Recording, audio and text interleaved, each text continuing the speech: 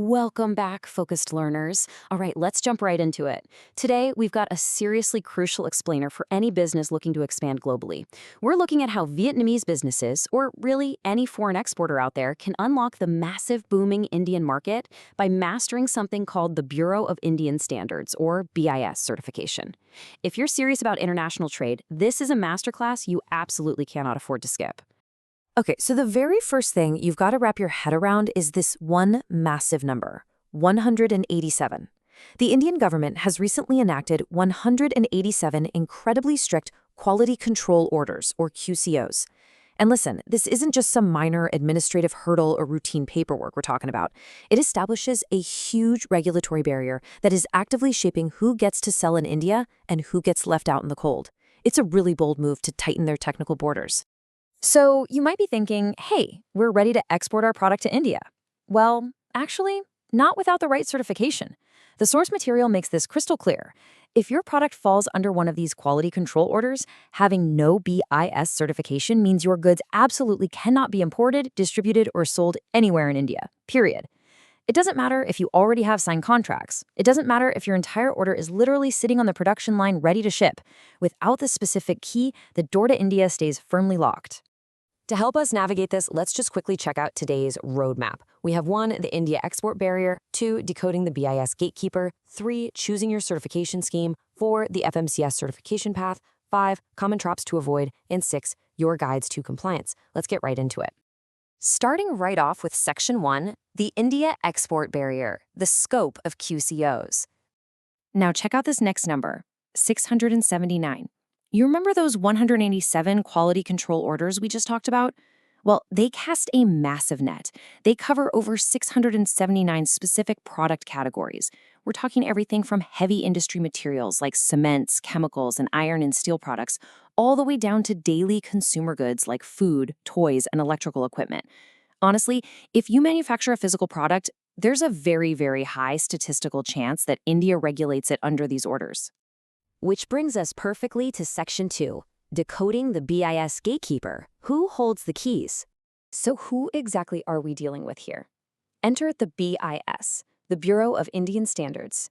They're India's national standards body, operating directly under the Ministry of Consumer Affairs. Functioning under the BIS Act of 2016 and the Conformity Assessment Regulations of 2018, they are the ones who issue the mandatory ISI mark. And that specific mark, it's the ultimate signal of product safety and quality that both Indian regulators and everyday consumers trust. You have to go through them. But hey, here is a super reassuring fact straight from our sources. Foreign products get the exact same ISI mark as domestic Indian products. There is zero discrimination. Once a foreign manufacturer, say a factory in Vietnam, passes the gatekeeper and meets those rigorous standards, their product is treated exactly like an Indian-made product on the shelf. That is a massive, incredibly valuable competitive equalizer for global businesses. Moving right along to Section 3, choosing your certification scheme, finding the right key. The BIS actually operates several different schemes. So what are these keys we're looking for? Let's contrast the two main ones. First up, we have Scheme I, which foreign manufacturers access through the FMCS pathway. This is for the vast majority of consumer and industrial goods. It's tough. It requires a full physical factory audit by a BIS officer and ultimately grants you the ISI mark. Then we have Scheme 2, the Compulsory Registration Scheme, or CRS. This one is primarily for electronics and IT products. It's actually a bit later. It relies on self-declaration and domestic lab testing, and get this, it doesn't even require a factory audit. So, mentally categorize your product right now. Are you looking at the rigorous physical audit path or the lighter digital path? Actually, scratch that. There's a newer, much stricter key we've got to mention too, Scheme X. Introduced by the 2024 Omnibus Technical Regulation, this is a mandatory, rigorous pathway specifically designed for high-risk machinery and electrical equipment. It requires incredibly detailed technical files and is quite demanding. And just as a quick aside, our sources also note BIS handles system certification and a mandatory gold hallmarking scheme, which is expanding district by district across India. But for most of you listening, FMCS, CRS, and Scheme X are your primary targets. Let's dive deeper into that main pathway in Section 4, the FMCS certification path, your step-by-step blueprint. Now, before you take even a single step on this roadmap, you have to lock in one absolute non-negotiable requirement: the AIR, or Authorized Indian Representative. This must be an individual or a legal entity physically resident in India. They act as your point of contact, but crucially, they bear the actual legal responsibility for you before the BIS. You simply cannot do this alone from overseas. You literally need a legally bound partner on the ground. Okay, let's walk through this 5-step roadmap for FMCS together. Step 1. Identify your Indian standard code based on the official list and appoint that AIR we just talked about. Step 2. Pre-test your product. You want to make absolutely sure it meets the Indian standards before you formally apply. Don't go in blind. Step 3. Apply online and pay the fees. And note this detail: you actually have to pay a deposit for the assessment costs, which covers the BIS officer's international travel and their man days for the audit. Step 4. The BIS officer flies out to you, conducts the factory audit, and takes samples for testing. Finally, Step 5. If you passed everything, you get your license to use the ISI mark. Though keep in mind, it requires 1-year renewals and continuous compliance. Now, as straightforward as that sounds, it's pretty tricky. Let's hit Section 5, Common Traps to Avoid, the Hidden Pitfalls.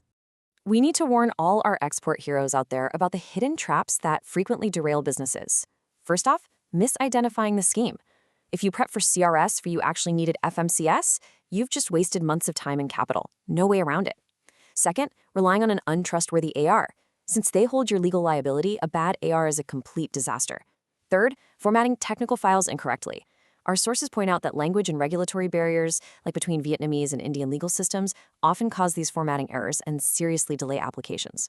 Fourth, failing that super expensive fly-in factory assessment just because you weren't fully prepared. And lastly, missing those strict annual renewal deadlines. But you know what? The biggest, most existential trap of all is summed up perfectly in this quote. The list of products under BIS is not fixed. BIS regularly issues new QCOs or updates existing requirements. Regulatory compliance here is a totally moving target. What does that actually mean for you? It means you have to check official notifications before every single shipment. If a new rule dropped yesterday and your ship sails today without compliance, that is a massive supply chain disaster waiting for you right at the Indian border. Don't let that discourage you, though. There is a way through the maze. Let's wrap up with Section 6, your guides to compliance, the expert ecosystem. To avoid those hidden pitfalls and confidently cross the border, you really need expert guides. According to our sources, this is exactly where ecosystems like ISC Global, Staunchly Vietnam, and Luong services come into play. They provide comprehensive end-to-end services to save exporters immense amounts of time, money, and stress. Just look at this robust list of support. They perform applicability and gap assessments to make sure you're on the right path from day one. They help you appoint a legally reliable AIR. They completely manage the complex BIS portal and fee structures for you. They prepare flawless bilingual Vietnamese-English technical files to just erase that language barrier. And they physically prep your factory team for the audit and lab testing. What's really fascinating about this approach is the long-term strategy. These expert guides are combining international certification experience. We're talking things like ESG and ISO, with robust trade law advisory to build sustainable compliance. They don't just parachute in, fill out a form, get you a single certificate, and vanish. They use their deep trade law expertise to build a long-term, structurally sound foundation so your business can confidently conquer the Indian market and realistically expand into global markets way beyond that. Okay, let's land the plane with a final thought to ponder. We've explored the massive regulatory barrier of those 187 quality control orders.